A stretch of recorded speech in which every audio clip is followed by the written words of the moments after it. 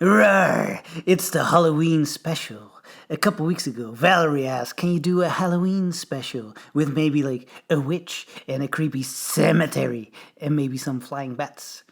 We can do that. Valerie, this is your episode. Rawr! Halloween special. I'm super excited. It's spooky. I'm not even sure if I'm still on time. Like here in the Netherlands, we don't really celebrate Halloween. So I hope this makes it out on the internet on time.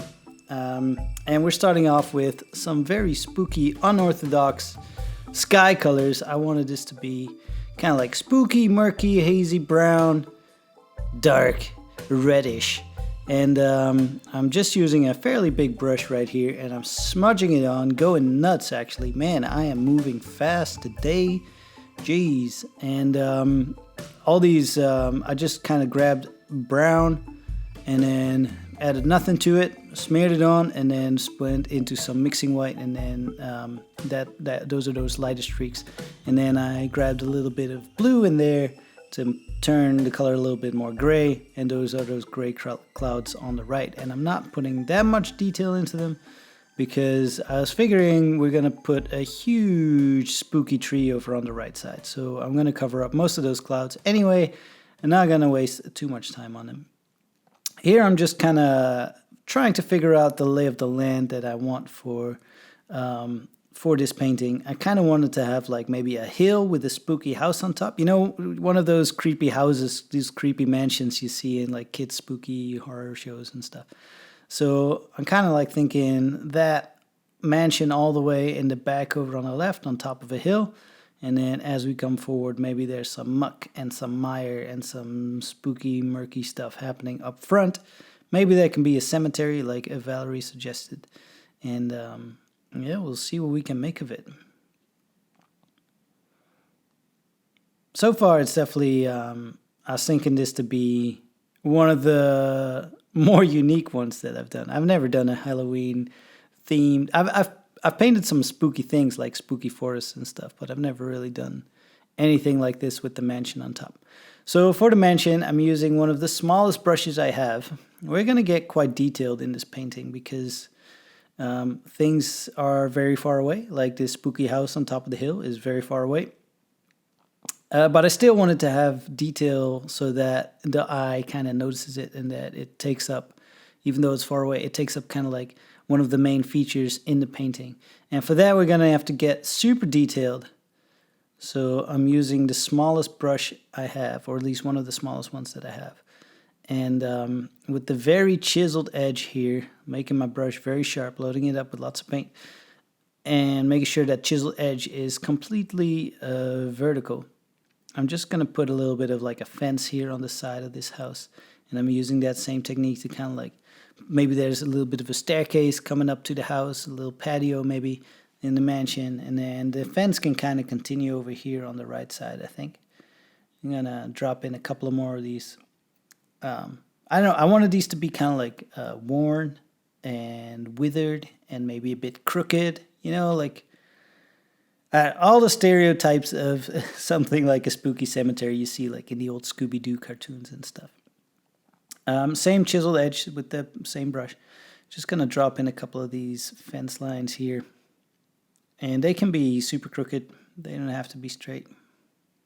It kind of gives you more freedom to just do whatever you want. If it doesn't have to be like tidy and perfect, you just drop them in. Makes it quick.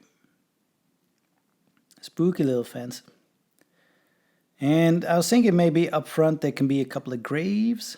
Because, cemetery. And Valerie kind of requested a cemetery. So we're gonna drop in a couple of gravestones here. Starting off with the cross.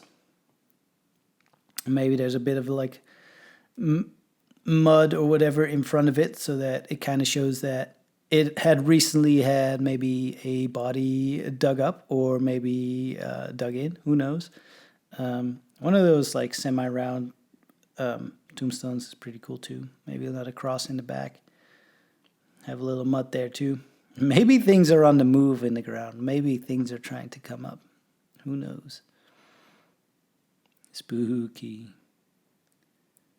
Now you can just drop these in whatever, just using some of the old brown color mixed in with just a tiny touch of black and a little bit of blue maybe. Doesn't need to be super detailed. Silhouettes can be spooky, so we don't have to put that much detail into them. Starting off with our big old tree over here on the right. Now, the thing with trees is you can give trees a lot of character. Like, trees are quirky little things. Geez, they grow in whichever way they want, but they can have a lot of character to them. They can be very, very like flourishing and beautiful and like full of life. Or you can have very spooky ones that are dead, but in order to make them look spooky and dead, they need a lot of branches. Like, just a couple of branches is not going to do it. You need a lot of branches, and the more branches you add, the spookier and creepy it gets. But we're definitely not going to put any leaves on them, because if you put leaves on them, they get friendly again, and we don't want that in this one. We want this to be like full on creeper mode. And yeah, so the more spikes and twigs and things you add to the tree, the spookier it's going to get. We're just going to put in the base for now. We're going to get back later and add in even more branches. Same technique here for the spikes on top of the house. I wanted it to have like some kind of like decorations to show that it's a mansion. So I'm putting, oh no, I smudged with some water drops. Oh well. I wanted to have like decorations on top of this mansion so that it looks fancy. So I'm just using the very chiseled edge of the brush. I'm just going to put down some spikes on the sides here, on the roof. And it really sets apart the roof from the main like walls, and then all of a sudden those spikes make it look creepy, because spikes are very creepy, and then you have a spooky mansion. And this fence can go all the way maybe over here to the right, over in the background. Doesn't really care where it's going. And back to our branches, and drop in some more. The more you add it, the spookier it's going to get, and you want lots of them. This is the hard part, by the way. You definitely just want to barely touch with this brush. Like, we don't want to smudge anything. There was a request for spooky bats, and of course around the mansion, a witch would be living there. And she would totally have bats flying around her mansion. So I'm just going to drop in a couple of those there with just the very, very edge of that brush. Definitely don't want to overdo it. I'm going to grab a little bit of brown. Maybe more like a grayish, brownish color. Just going to drop a little highlight on the left side of the tree here. Give it a little bit more of a 3D vibe, and I'm using a kind of like a bluish, light bluish shade to drop a little bit of highlight here on the tombstones and maybe some of the earth here that's getting a little glimpse of light. And I'm going to use that same color to get a little bit of reflective light over here on the tree on the right hand side. Are we going to get to it? There it is. Yeah. And that really makes the tree pop and make it look 3D rather than a silhouette. Now, not everything needs to be 3D. You can leave some silhouettes, but sometimes it's nice to have something a little bit more round. And I'm going to use that same color just to light up some of the earth here. I think it's a really cool contrast between like this cool lightish blue compared to the very reddish brown background. Here I've got the very chiseled edge of that brush again, and I figured it would be cool to have a hand coming up from the grave. I'm not entirely sure if you can see it well on the camera, but man, I had so much fun painting this hand just with the very, very chiseled edge of the brush, and I really feel like it makes the painting complete. So with our zombie hand done, this was our episode. Hope you had a good time. Let's go to the wrap up. This is the result. It's spooky, it's small, it's pretty awesome. I think it turned out great. Look at the little house. Look at the little spooky mansion. And then the hand, the zombie hand. I love the zombie hand. I had a lot of fun working on this. Valerie, I hope you enjoyed your episode. If anyone watching, strangers of the internet, have any suggestions of things you'd like me to paint, drop them in the comments below. Be sure to like and subscribe to the channel. And then we will catch you on the next episode. Rawr!